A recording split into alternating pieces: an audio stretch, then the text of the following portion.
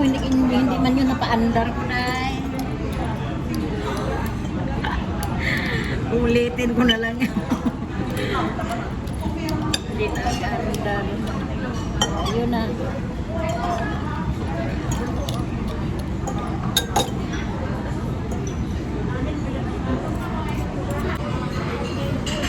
Lunch time, guys. May kasama ko dito. Kaya po kayo.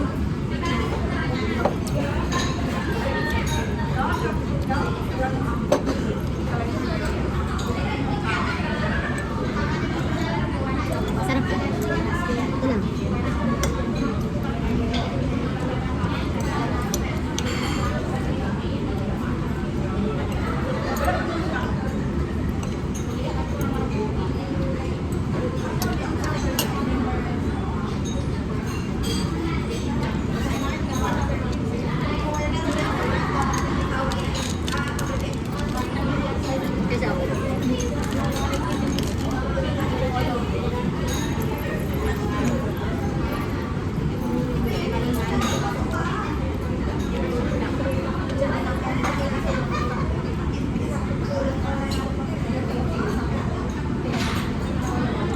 Pizza na naman.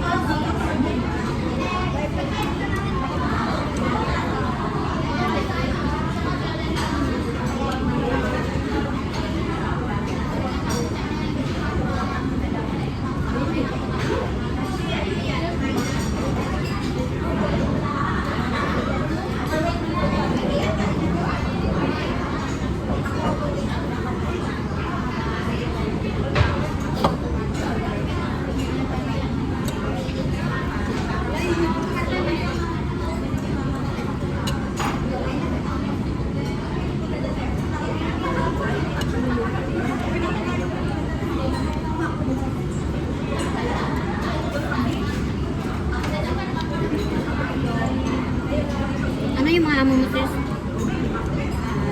Mga nurse. Mga nurse? Mag-asawa? Mag-asawa?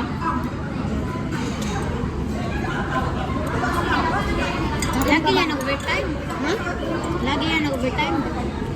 Wala silang overtime. Ano lang yan? Ang pasok nila is umagat gabi. Kaya daytime. Sabay sila? Iba-iba sila oras? Minsan, meron magkasabay sila.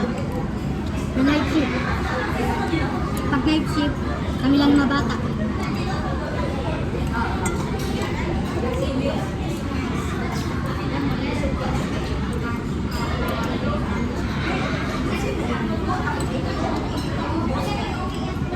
So okay lang sila. Ano yun?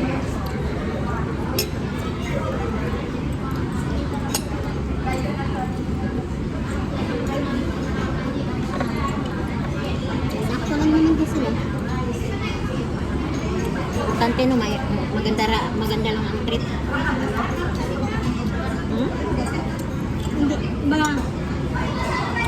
Hindi sila martis ba kayo? Hindi naman. Hindi rin sila maano sa bata. Yung masyado ano? Baga, inano na lang nila sa'yo. Oo, ang ano sa akin kasi is, basta hindi ka nila itatrating, katulong ka lang, magkakatulong ka lang. Hindi katulad na, tsaka yung sa pagkain ba, ibig ko sabihin, kung may limitation din yung pagkain mo. Sa amin kasi, kung mga amo ko, kung anong niluluto ko, yun din ang pagkain ko. Yun nga, yun din ang pagkain ko. Siyempre, di ba? Pagka-tea-time mo naman, siyempre, kailangan mo rin ng snacks, di ba? Tea-time ko, ako lang bumibili ng sarili ko, tapos kapilan sa kanila.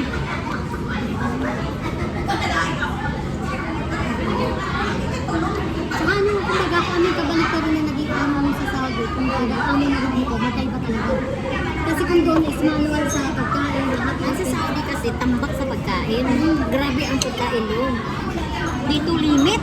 Saka hindi yun eh. Yung gulay dito sa amin sis, bilang, 2, 3. Hindi pa nila ubutin. 2, 3 ba tao?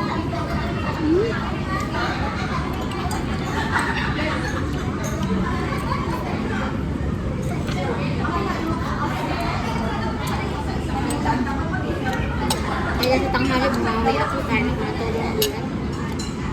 Ako naman, suwan-suwan ako sa Kasi kasakasan. ang gulay nakakatulong sa katawan. Nakatulong sa timbang mo. Suwan-suwan ako sa pagkain na karne, karne, baboy manok, baka. Hindi ko makain sa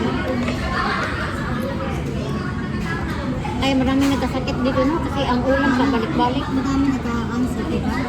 Cancer ang mas sakit dito sa mga katulong. Kasi ang ulam ay pabalik-balik. Naku, minsan.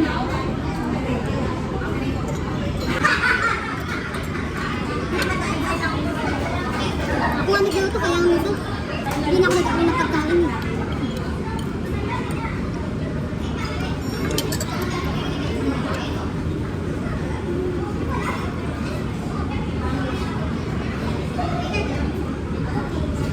Saka yun nga is parang wala sila kung bakit akong sila ba sa katulog. Kasi sa tatlo ba mo inalagaan mo? Tatlo ba mo inalagaan mo, diba? So, sayang ano mo, is Tatatong kasi pag ikaw ang bumitaw, parang expect na lang yung wala kang tatatong alaga ko na yan. Lahat eh ako, ano ba, kumbaga eh, parang iba di kaya i-manage ba yung oras o pa na isang pagpareho sila dalawa kayo. pagpareho sila pang gabi. Kabila naman ba't magtulog sa bahay? Kabila pang gabi. Dapat dalawa kayo kasi ang trabahong bahay ka, tapos may ilaga ko pa. Kaya kapag nagpupog ng bisita sa bahay mo, kahit kung kaibigan kong Pinay, kasi alaga mo, kaibigan alaga ko. Kasi nagpupulat sa bahay namin eh, siguro linis eh. Maintain talaga yung linis ang bahay nila. Huwag alaga ko ha. Ano, kaya nga yung ano ko rin sasabi, kung gano'n, alam nila kung gano'n kung ano pala sa bahay, kaya kung gano'n pakalaki yan, maintain ko linis ng bahay nila yan. Kaya ngayon may gumawa sa amin, ha? Pasok sa bahay, at sa siya, pag mo siya, wala siya makatali ka buot. Sabi nga niya, buot nga siya, linis ko ng bahay. Kasi ako talaga, alam kong bagong ayos pa yung bagong gawin. I-maintain ko yung kalinisan ng bahay mo, kaya kang alagaan. Kahit ultimo siya, wala kang nagbutan. Kaya nga naman minsan dito, Mga sulok-sulok, ilano mo. May vacuum kayo yung maliit na ano. meron pero hindi pa yan, para mas gugusin ko pang basahan na lang. Oo. Ang basahan yan, may ano, bilisgat. Pati yung building nila, talaga ano. Kaya, hindi ko nga, ano kasi nga, hindi ko alam ba yung, kaya nga inano ko sa kanya, kasi siyempre, nahiya na rin ako sa kanya, na ang dami ko ng problema ko na ba, na nasabi sa kanya. Pinapahiram ka rin sa kanila. Kaya pero na rin ako, yun nga na siyempre, diba, yung, ay, nakalive ko rin ako, narinig naman yun.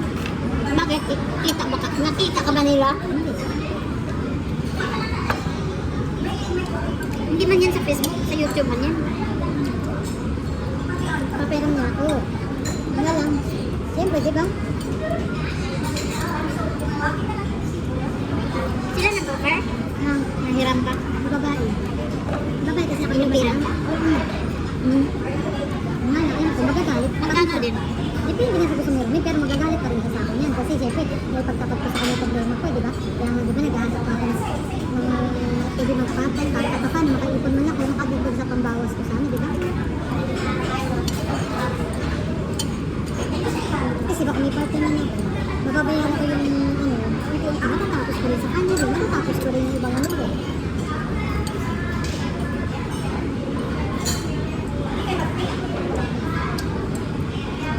Dapat malaking sahod mo dyan. Kasi mag-iisa ka lang. Bali na naman katulong yun. Try mong mag-ano ka, sabihin mo na ano. Sabi na ako sa kanya ganyan, sabi niya sa akin, babayaran naman ako sa mga service mo. Sabi niya. Pero sa totoo lang, Pagkakaasa lang din. pero sa totoo lang talaga, sa ganyang sitwasyon ko, di ba? Kahit mga nurse pa sila, dapat dalawa yan, di ba? Kasi isa sa bahay, mag-asikaso mga maliit, di ba? Yung isa sa bata. Kasi Paano yung isa, ka malingki? mga mo at bata? Hindi pag nasa school na alaga ko, saka ako pupunta naman eh. Basta tapos na ako mag-release. Muntik tayong nakalimutan ito ah. Nakalimutan ko na rin. Basta tapos na ako mag-release, yun. Hindi. Nagmamarket na ako yan. Yun naman ko. Kaya yun, yung ano ko dyan ano. Sige, ako na sa bawal.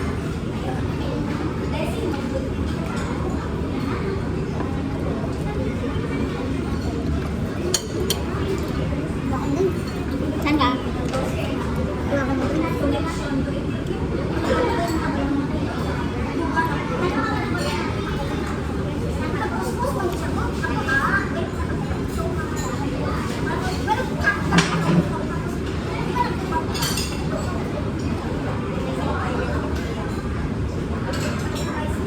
Clams. Sarap kumain.